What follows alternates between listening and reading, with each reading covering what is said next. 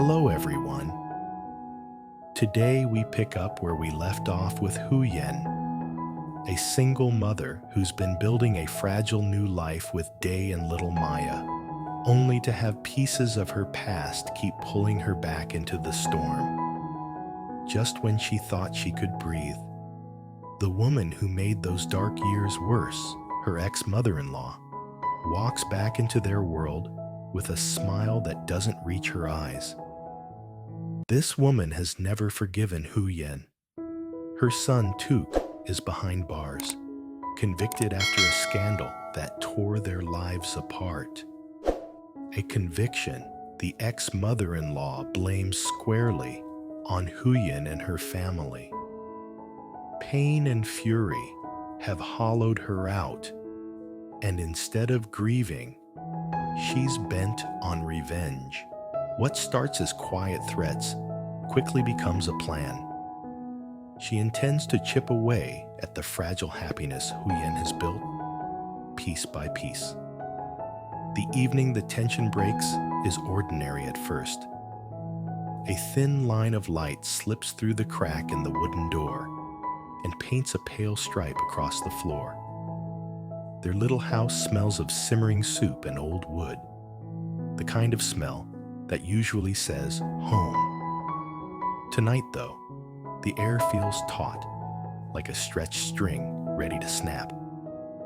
Huyen sets the bowls on the low table, the steam rising between them, but the dinner is no ordinary family meal. It's a slow, dangerous test, and Huyen didn't expect the person administering it to show up.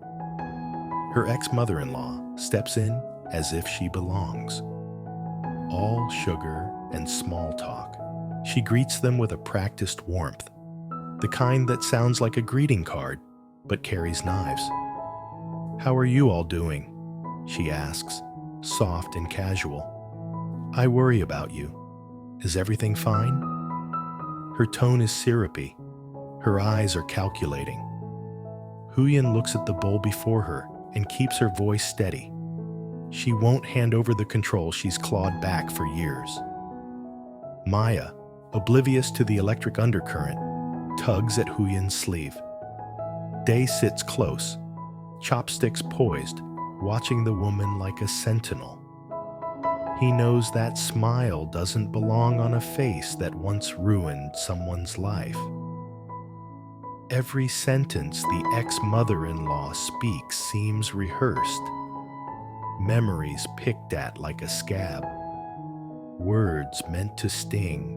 She talks about Maya's childhood, how fast children grow, how time slips by, all the while looking for the tremor that will prove Huyen still flinches. Huyen presses the rice to her lips and listens. She remembers too well the humiliations, the late nights of humiliation and coldness, the ways she was made to feel small. None of that courage was gained without cost. She's learned to be cautious. Still, the woman keeps pushing, carefully testing the seams. When the conversation turns, the mood goes from brittle to sharp. The woman lets the sweetness drop like an actor finishing a scene. "What about my family?" she asks, and the words fall heavy. "My son is in prison because of you. You ruined us. How do you expect to live in peace after that?" There's no pleading, only accusation, the kind that digs into old wounds. Something in Huyen snaps. The restraint she has lived by all these years evaporates into a rush of heat. She stands so suddenly the bowl trembles in her hands. Her voice is raw when it comes out. "Shut up," she says. And it's not just an outburst.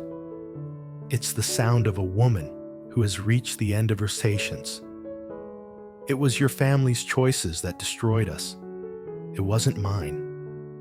The ex-mother-in-law recoils a step, but her face is iron. She steels herself, cold and threatening. "Do you think you can live like this and be left alone?" she asks. "I will not stop. My son will return, and when he does, You will pay. I will make your life 10 times worse. The threat hangs in the room like smoke. Fear tries to creep into Huyen's chest. Old fear, the kind that used to live there. Di stands, the calm in him cooling into something hard. His voice is low, edged with a promise. You think you can scare us? He says. You're wrong. You can't defeat us. His eyes lock on the woman with the quiet steadiness of someone who's not going to let his family be pushed around. The ex-mother-in-law laughs, the sound brittle and scornful, and leaves on her own terms, as if she has delivered a sentence rather than a visit. The door closes behind her with a finality that makes the room feel small. For a long beat, no one moves. The silence is full. It is relief and dread braided together. Huyen sinks onto the narrow bed, the weight of the moment pressing her shoulders. Tears prick at the edges of her eyes, the kind that come not from immediate pain, but from the accumulation of years. Maya, who is only 5 or 6 but astonishingly wise in her simplicity, pads over and wraps her little arms around her mother. Mom, why are you crying? She asks in the honest, unfiltered way children ask the hardest questions. Huyen strokes Maya's hair like a prayer. I'm crying for the past, sweetheart, she whispers, but I promise you, I will never let you go through what I did. I will protect you. Maya doesn't need the explanation to feel the meaning. She burrows in, trusting, warm. In that small embrace, Huyen feels the rawest kind of hope. Di watches them for a moment, then comes to stand behind Huyen. He puts a hand on her shoulder, a steady, grounding presence. We're not running, he says quietly, looking into Huyen's face and seeing not the broken woman she once was, but someone hardened and focused. We face this together. I won't let you or Maya suffer. Huyen inhales, and the fear loosens its grip. It feels like a boulder lifting, inch by inch. She leans into Day's palm and lets herself believe, just for a moment, that they can hold against whatever comes. I trust you, she murmurs. She looks down at Maya, then back to Di. We won't run. We'll stand and fight. Night settles over the small house like a blanket. The radio hums faintly in another room. Outside, the world goes on unaware. Inside, something shifts. The old cowardice that used to keep Huyen small is gone. In its place, a steady flame begins to burn. Not the wild, dangerous kind, but one that lights the corners and exposes things that thought they could hide in shadow. Meanwhile, in the old house where memories have fossilized into dust, another scene unfolds. The ex-mother-in-law sits alone, an old photograph trembling between her fingers. It's Tieu's face on the paper, the son she loved until shame hollowed that love out and left only a blackened need for retribution. She speaks to the photograph as if the boy can still hear her. They took you from me, she whispers. They ruined everything. They will pay. Her words are not comfort. They are fuel. Thoughts begin to splice together into plans. Small, sharp ideas that promise to undo the fragile peace Huyen is trying to build. She thinks of every grievance and molds them into a map, following routes that always seem to lead back to Huyen's door. She stands after a long while, puts on her hat with trembling hands, and steps into the dim street. The night swallows her silhouette, and somewhere between the dark and the lamplight, plots begin to take shape. Her vow, I will not leave you alone, is not a threat she makes lightly. To her, it is a promise. Back at Huyen's house, The three of them sit closer together than they have in months. The small family, a single island against the tide of the past. The ex-mother-in-law is gone for now, but her words keep running in Huyen's head. The echo of a vow that refuses to die. The old house creaked with every gust of wind, as though it remembered the years of bitterness soaked into its wooden beams. The ex-mother-in-law sat hunched over the table, the dim light of an oil lamp flickering across her face. The photograph of Tieu rested in her frail but determined hands. His smile, frozen in time, was both a reminder of love and a wound that would never close. She whispered into the stillness, her voice hoarse but steady. "Tieu, my son, you don't deserve to rot in there. They turned their backs on you. They destroyed us." Her words dripped with venom, every syllable deepening the lines of hatred carved into her soul. "I'll avenge you. I'll tear their happiness apart piece by piece. I'll make them feel the way I do every single day." Her mind wandered through old memories. Birthdays that once filled the house with laughter. The pride she felt when Tieu first stood on his own feet. The joy she had in simply being his mother.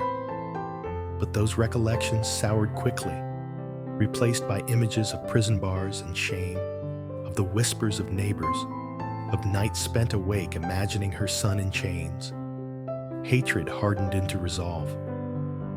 She stood, her frame trembling, but her spirit unyielding.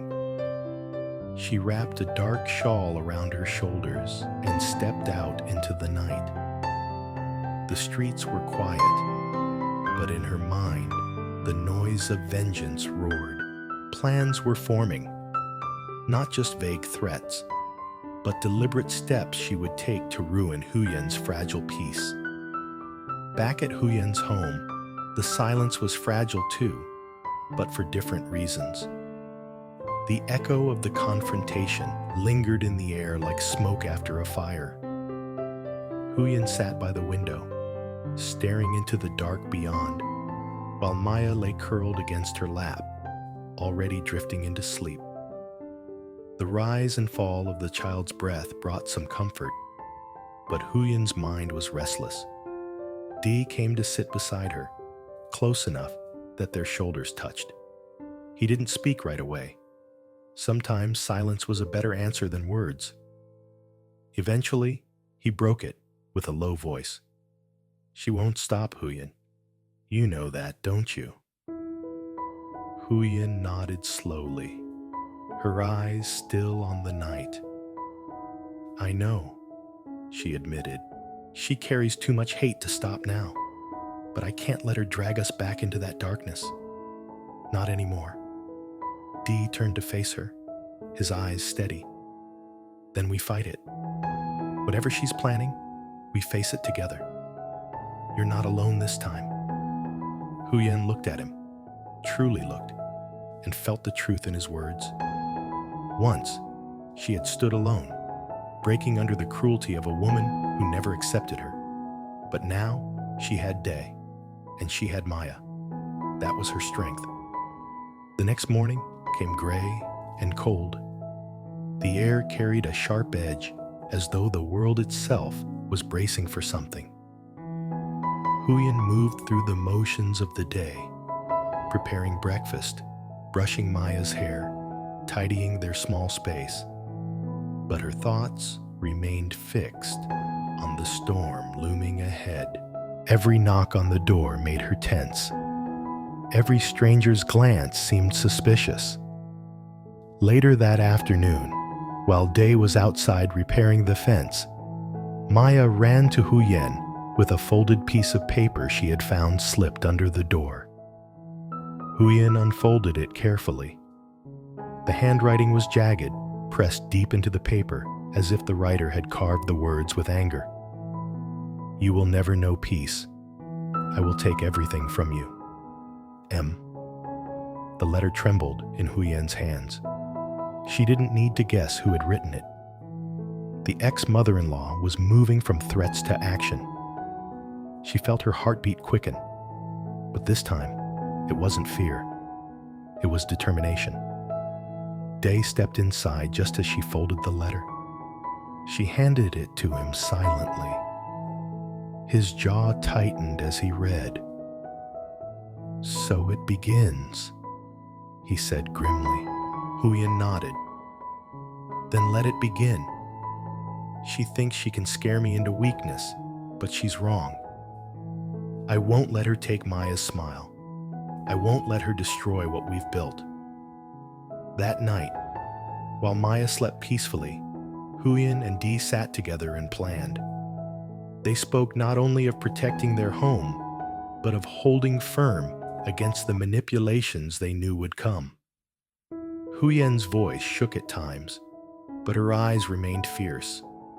Meanwhile, in her darkened home, the ex-mother-in-law plotted her own moves. She thought of allies she could call on, people who owed her favors or shared her bitterness. She thought of secrets buried in the past that, if revealed, could unravel Huyen's fragile stability. Every idea fanned the fire of her vengeance. She muttered to herself, as if Tieu were sitting across from her. "They believe they can stand against me, but they've forgotten who I am. I built this family once, and I can tear it down again. For you, Tieu, I'll make sure they live every day in fear." Her hands, though wrinkled and frail, gripped the edge of the table with surprising force. She no longer cared about right or wrong, truth or lies. All that mattered was vengeance, a vengeance she believed her son deserved. Back in the small home, Huyen lay awake long after Day and Maya had drifted off. She listened to their breathing, steady and calm, and let it anchor her. A shadow of fear remained, but it no longer controlled her.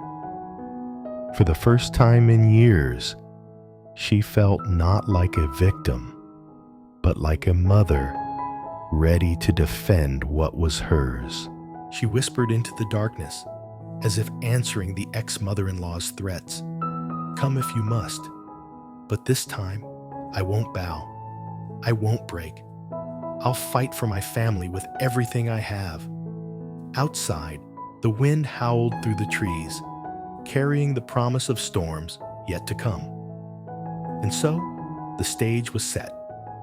On one side, a grieving mother, twisted by hatred and loss, ready to burn everything to the ground. On the other, Huyen, a woman scarred but no longer weak, holding fiercely to the fragile light she had found with Diep and Maya. The coming days would test them all, and as the shadows lengthened, one question hung in the air like an unspoken prophecy. Who would endure, and who would fall? In this story, we follow Diep, a man whose quiet mornings hide the weight of sorrow and longing. His life takes us through gentle yet heartbreaking moments, where memories of family, the struggles of survival, and the search for identity intertwine. Alongside him, simple daily routines like feeding the chickens or speaking softly on the phone reveal deeper emotions of love, pain, and resilience. As the narrative unfolds, Part 1 and Part 2 show us how Diep confronts both the silence of loneliness and the echoes of the past. Yet questions remain unanswered. Will he ever find the truth about his lost connections? Can the fragments of memory lead him toward healing and hope? Or will the forest of fate keep its secrets hidden forever? The journey is only beginning, and what lies ahead may surprise us all.